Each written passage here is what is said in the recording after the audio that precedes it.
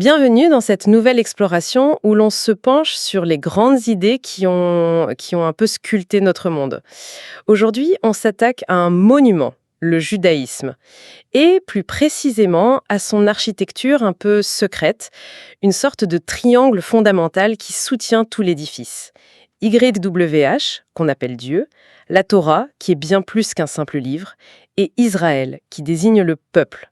Notre mission, si on l'accepte, comprendre comment ces trois concepts, à première vue très différents, ne sont en réalité que les trois facettes d'une seule et même idée. C'est exactement ça. Et la plus grande erreur, je pense, serait de les analyser séparément.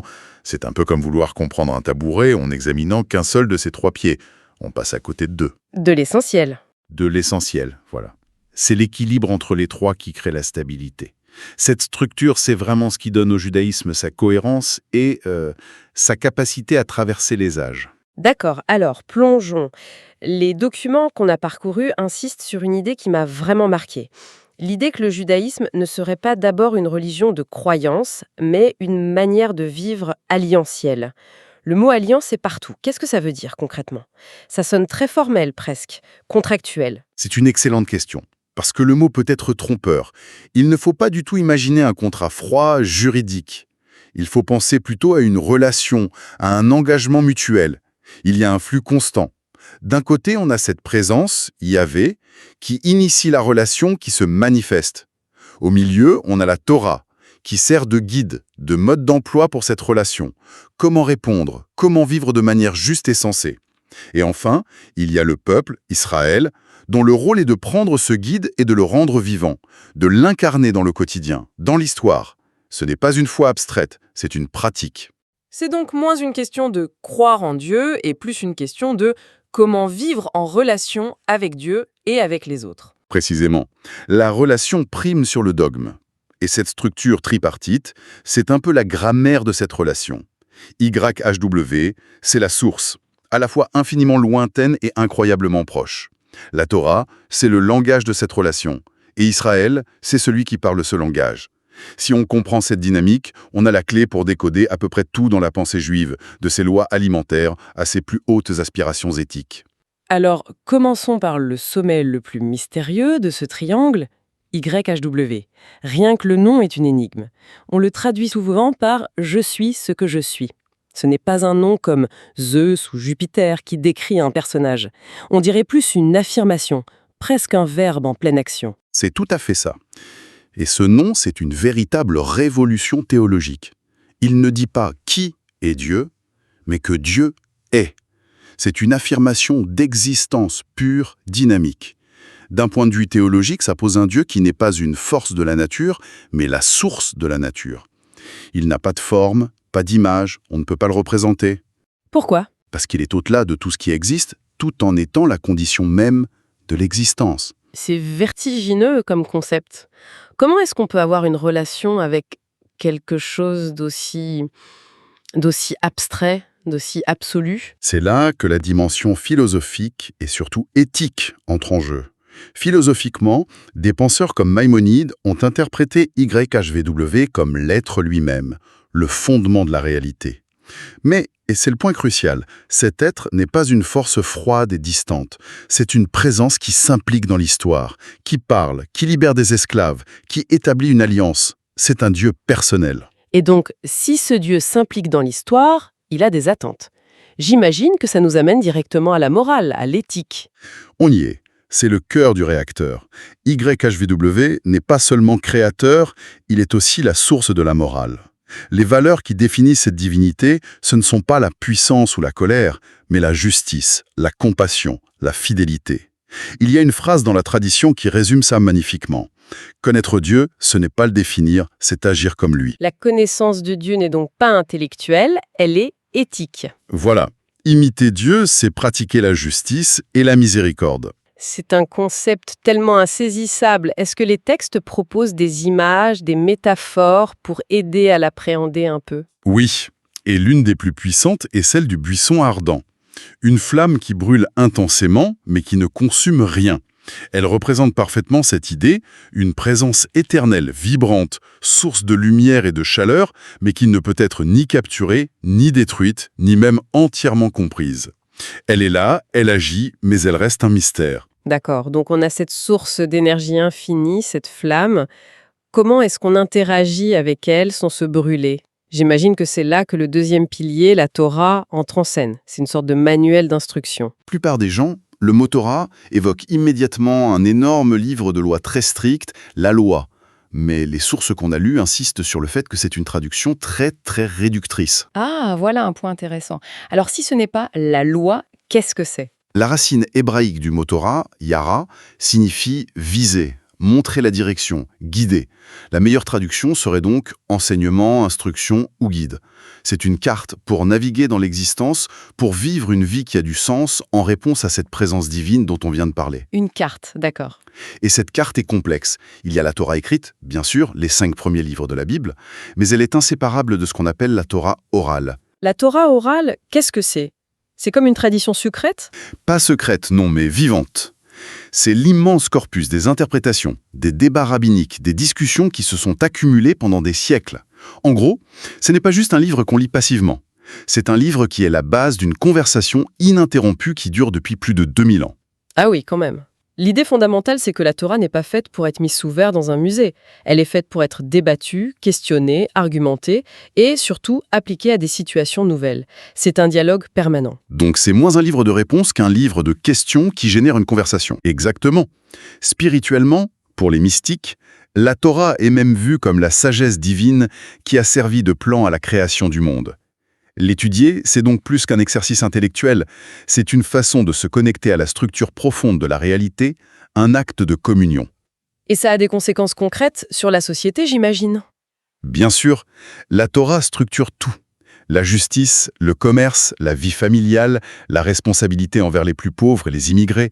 Elle martèle l'idée que la santé ne se trouve pas en se retirant du monde, mais dans la manière de gérer ses affaires, de traiter ses employés, de prendre soin de la planète. Y a-t-il aussi une métaphore pour la Torah, comme la flamme pour Yahshua? Oui, la plus célèbre est celle de l'arbre de vie. Un arbre dont les racines plongent dans la révélation divine, mais dont les branches ne cessent de pousser, de s'étendre à travers les interprétations et les générations.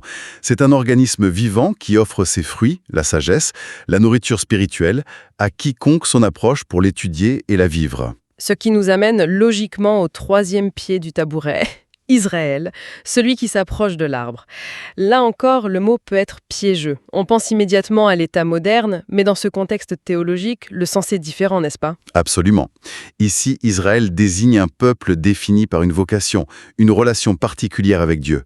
C'est là qu'on touche au concept d'érection, l'idée du peuple élu. Honnêtement, ce concept de peuple élu, ça peut sonner un peu exclusif ou voire arrogant, non? Comment est-ce que les sources que nous avons lues abordent cette question délicate? C'est fascinant, parce que les textes rabbiniques eux-mêmes se sont beaucoup débattus avec ça. Et leur conclusion est claire. L'élection n'est pas un privilège, c'est une responsabilité. Ah, Ce n'est pas une déclaration de supériorité, mais l'assignation d'une tâche. La mission d'Israël, telle qu'elle est définie, est d'être un témoin dans le monde. Un témoin de l'idée qu'il est possible de construire une société basée non pas sur le pouvoir et la force, mais sur la justice, la compassion et la responsabilité morale.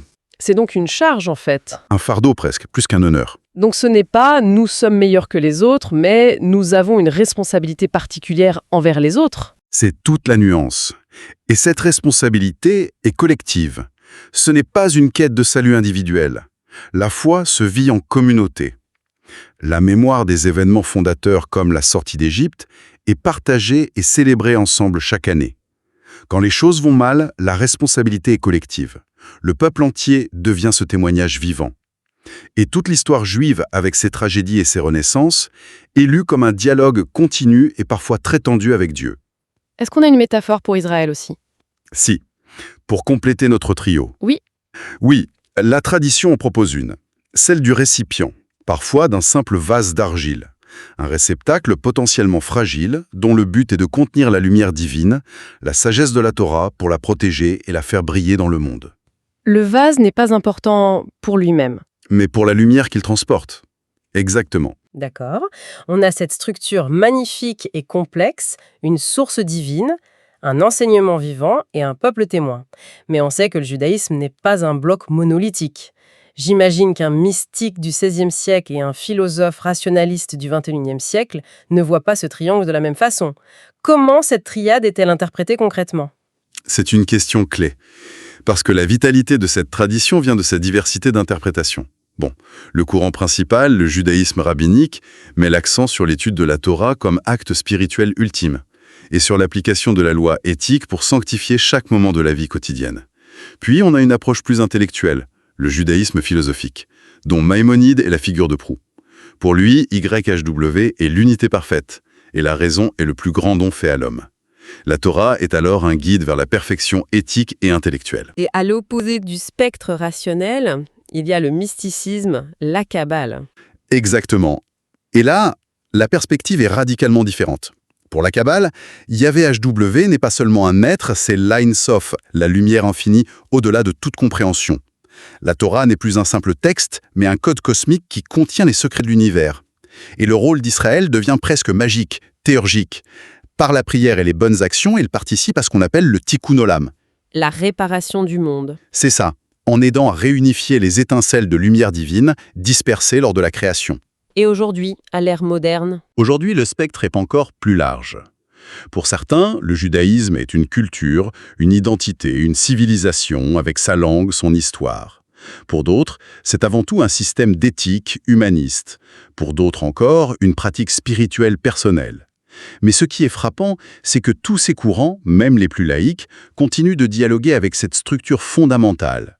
La référence à une transcendance, l'importance d'un corpus de sagesse et le sentiment d'appartenir à une destinée collective. Donc, si je résume, ce n'est pas juste un triangle, c'est un système en équilibre dynamique. Si on retire un des éléments, tout s'effondre. Un Dieu sans un enseignement comme la Torah resterait une idée abstraite et lointaine. Oui, il serait inaccessible.